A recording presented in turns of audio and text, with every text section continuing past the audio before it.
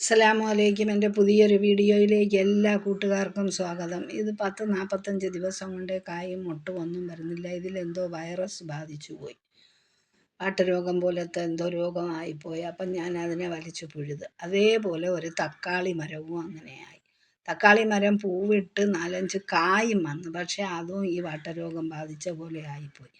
അപ്പം ഇതിങ്ങനെ ബാധിച്ച ചെടികളുണ്ടല്ലേ, വലിച്ച് പിഴുതിട്ട് അതിനെ തീയിട്ട് കളയണം. മറ്റുള്ള ചെടികളെ അടുക്ക ഇടരുത്. അതിൽ നിന്ന് വൈറസ് പെട്ടെന്ന് മറ്റുള്ള ചെടിയിലേക്ക് പകരും. അപ്പം ഈ മണ്ണുണ്ടല്ലേ, മണ്ണ് നല്ലതുപോലെ കുടഞ്ഞിട്ട് വെയിലത്തിട്ട് ഉണക്കണം. ഉണക്കിയതിന് ശേഷമേ കൃഷിക്ക് എടുക്കുന്നെങ്കിൽ എടുക്കാവൂ.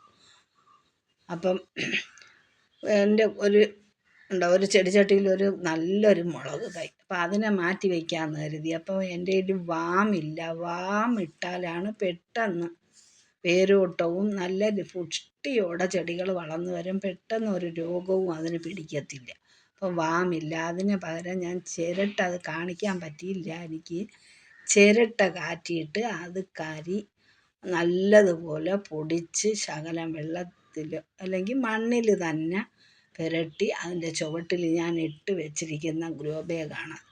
അപ്പം അതിനകത്ത് ഞാൻ ഈ മുളക് തയ്യെ നട്ട്, നല്ലൊരു മുളക് തൈ. അപ്പോൾ ഇതൊക്കെയാണ് ഇന്നത്തെ എൻ്റെ വീഡിയോ. അടുത്തൊരു വീഡിയോയുമായി വരുന്നത് വരെ ബായ്.